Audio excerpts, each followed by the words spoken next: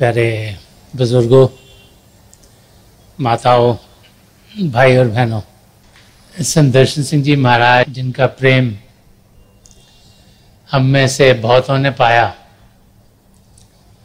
जो भी उनसे मिला वो यही कहता है कि सबसे ज़्यादा वो प्रेम मुझसे करते थे। उनका प्रेम, उनका संदेश, उनका रास्ता हम सबके लिए खुला पड़ा है। वो चाहते थे कि हम एक सच्चा इंसान बने। वो चाहते थे हम अच्छाई की जिंदगी जिएं। वो चाहते थे कि हम अपने कदम अपनी मंजिल की ओर बढ़ाएं। और वो चाहते थे कि हम हर समय सुख चैन की जिंदगी जिएं। खुशियां इंसान कहाँ से पाए? वो इंसान जो हर समय यही समझता रहता है कि शायद मुसीबतों के पहाड़ मुझ पर ही टूट पड़े हैं। इंसान होने के नाते हम सब रोजाना की जिंदगी जीते हुए ही सोचते हैं कि शायद दुख दर्द प्रभु ने हमारी झोली में ज्यादा डाल दिए हैं। हम भूल जाते हैं कि ऊंच नीच जिंदगी का हिस्सा है, क्योंकि हम अपने कर्मों से बेखबर हैं। इसलिए हमारी जिंदगी में कब क्या क्यों हो रहा है उसकी हमें जानकारी नहीं। और हर एक इंसान सोचता है कि सुख चैन की जिंदगी मुझे जीनी है, पर मैं वहां पहुंच नहीं पा रहा। संत दर्शन सिंह जी महाराज, जिनका सारा पैगाम, जिनकी टीचिंग्स पॉजिटिव थी, सच्चाई से भरपूर होते हुए उनकी टीचिंग हमें होप देती थी कि हम भी बेहतर हो सकते हैं, कि अच्छाई भी जिंदगी का हिस्सा है, कि सुख चैन इस जिंदगी को जीते हुए हमें मिल सकता है।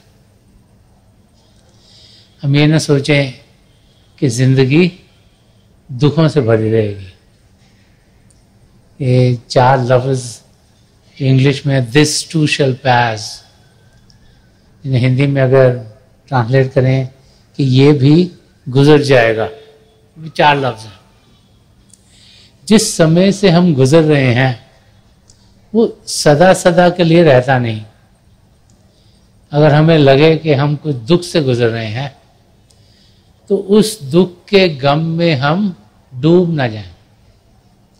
हम जाने कि सुख के दिन भी आने वाले हैं। हम जाने कि हो सकता है कुछ ऐसे कर्म हो जिनसे हम वाकिफ नहीं हैं, जिनके कारण कुछ दुख हमारी जिंदगी में आ गया है, और फिर हम उन दुखों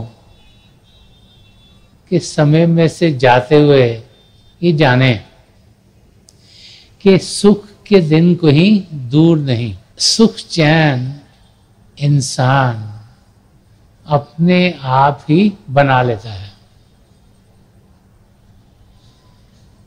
ध्यान जिस ओर हम देते हैं वहां से ही किस किस्म की हमारी जिंदगी है वैसी जिंदगी हम जीना शुरू कर देते हैं। एक वाकया एक इंसान का है, उसकी चाबी गुम हो गई। घर के बाहर उसका थोड़ा सा गार्डन था, वहां पर वो चाबी को ढूंढ रहा था। तो उसके जो नेबरहुड में लोग रहते थे, कुछ गुजर रहा था, उन्होंने पूछा तुम क्या कर रहे हो? कह रहे मेरी चाबी गुम गई है तो मैं ढूंढ रहा हूँ। तो एक रुका, दूसरा रुका, ऐसे 10-12 लोग इकट्ठे हो गए और सब चाबी को ढूंढ रहे हैं। तो एक और कोई वहां से घुर रहा है, तो उसने पूछा आप लोग सब क्या कर रहे हो? तो उसकी चाबी गुम गई, हम इसकी चाबी ढूंढ रहे हैं। तो उसने सवाल किया कि चाबी तुमने सबसे आखिर में कहाँ देखी थी? तो जिसका घर था, जिसकी चाबी, उसने कहा मैंने चाबी अंदर देखी थी घर के। तो उन्होंने कहा तुम बाहर क्यों ढूंढ रहे हो? अगर चाबी तुमने लास्ट में अंदर देखी थी तो घर के बाहर चाबी क्यों ढूंढ रहे हो? तो कहते घर में बहुत अंधेरा है, मैंने सोचा बाहर ही ढूंढ लो। यही हालत हम सबकी है। हम सब सोचते हैं कि खुशियां बाहर की दुनिया में मिलेंगी और सुख चैन को बाहर की दुनिया में ढूंढने की हम कोशिश करते हैं। कोई रिलेशनशिप्स में, कोई धन दौलत में, कोई शरीर की तंदुरुस्ती में। तो बाहर की चीजें तो सदा सदा के रहने वाली हैं नहीं, इसीलिए सुख चैन सही तरीके का हमें मिलता नहीं।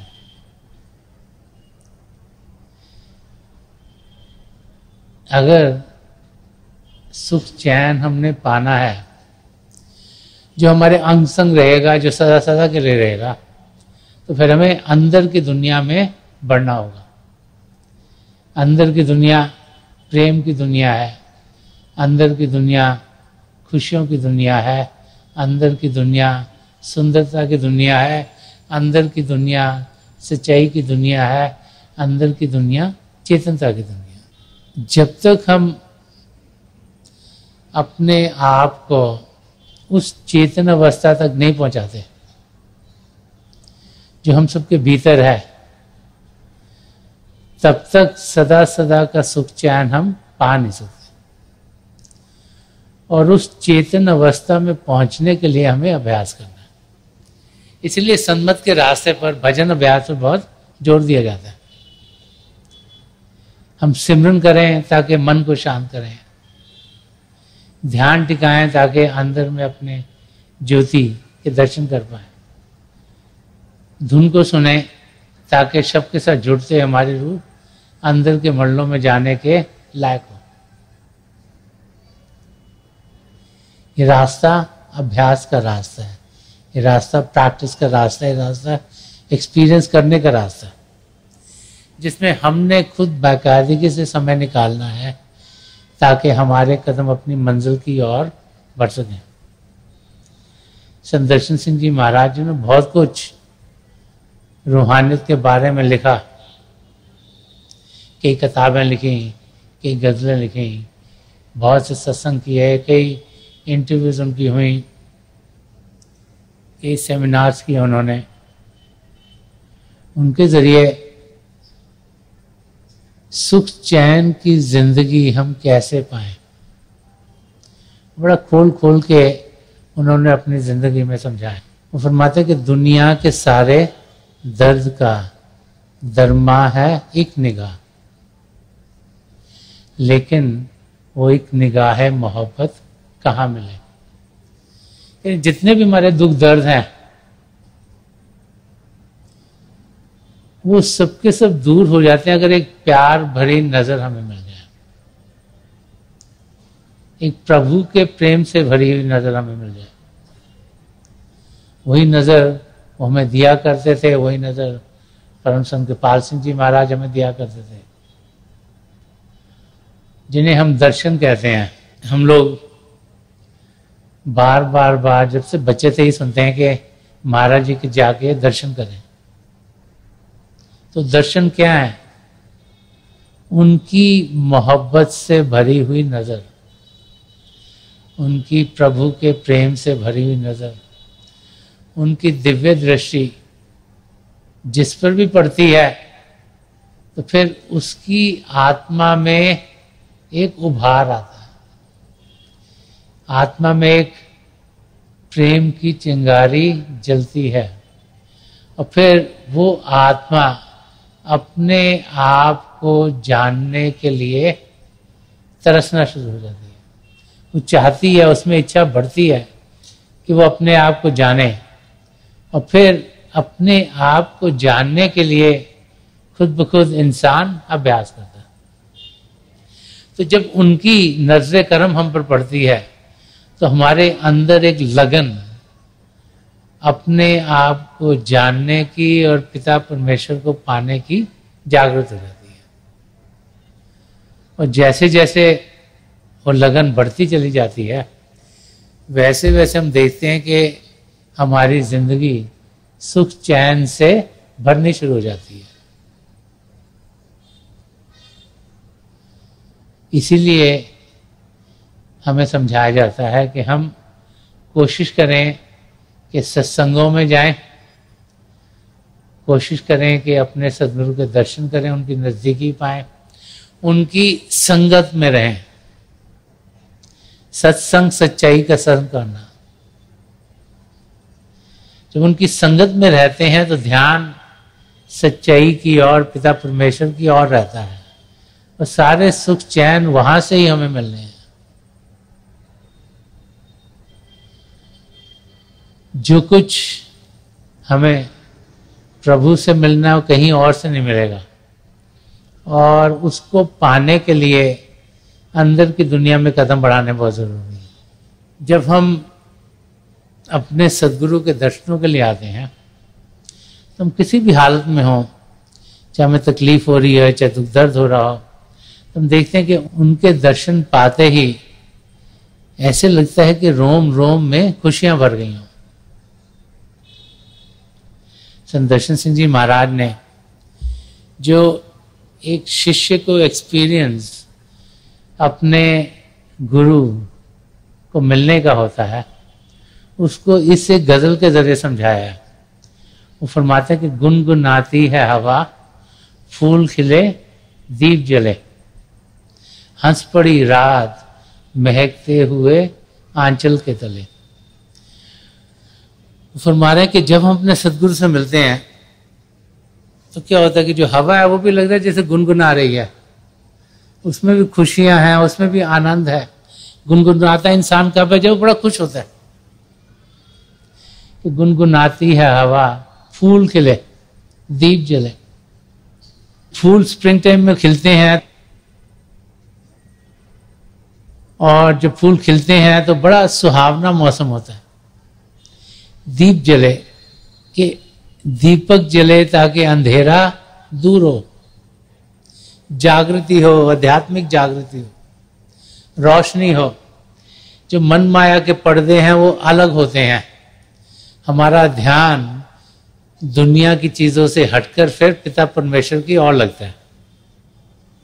इसलिए कई बार आपने देखा होगा कि संत दर्शन सिंह जी महाराज के सत्संग में या परम संत कृपाल सिंह जी महाराज के सत्संग में कई लोग जो सत्संग में होते हैं उनकी रूह चढ़ जाती है।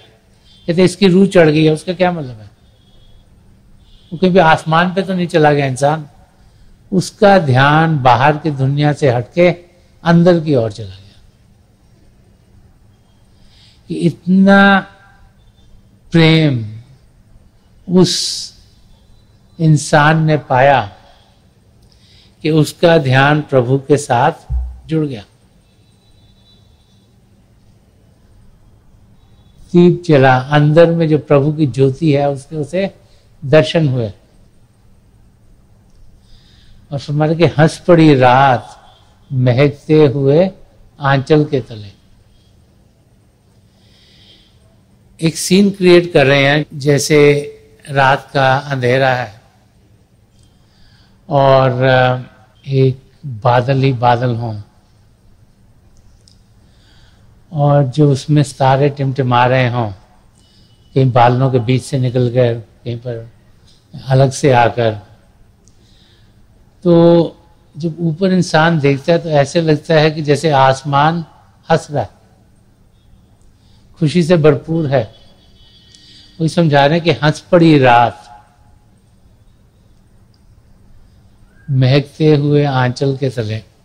कि वो एटमॉस्फेयर, कि जो खुशियों का एटमॉस्फेयर हो, वो समय जो सुख चैन का हो, जो आनंद का समय हो, उसी समय का अंदाज हमें होना शुरू हो जाता है जब हमने सद्गुरु के अंग संग होते हैं। उनकी खुशी में हमारी खुशी, उनकी मुस्कुराहट में हमारी मुस्कुराहट, और सत्संग में चाहे लाखों की तादाद में हम बैठे हों, हम सबका रिलेशनशिप अपने सदगुरु से 1 to 1 सीधा होता है, जिसमें कोई रुकावट नहीं। पंडाल में हम कहीं भी बैठे हों, हम सबका रिलेशनशिप अपने सदगुरु से 1 to 1 होता है। और इसीलिए वो भाई बहन जो बहुत रिसेप्टिव होते हैं, जो पात्र होते हैं, उनकी रूह फिर सिमटनी शुरू हो जाती है, क्योंकि वो सत्संग में बैठे हुए प्रभु के प्रेम का अनुभव करते हैं। और जैसे ही प्रभु का प्रेम उनकी रूह की गहराइयों तक पहुंचता है, तो उनका ध्यान बाहर से हटके अंदर की ओर हो जाता है। इस गजल में संदर्शन सिंह जी महाराज ने और भी बहुत कुछ फरमाया। फरमाते हैं कि यूं तमन्नाएं चमक उठी हैं दिल में जैसे, कि दिल के अंदर रोशनी ही रोशनी।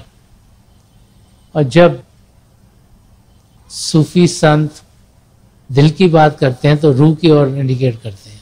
तुलसी साहब ने कहा कि दिल का हुजरा साफ कर, जाना के आने के लिए ध्यान 11 का उठा, उसके बिठाने के लिए।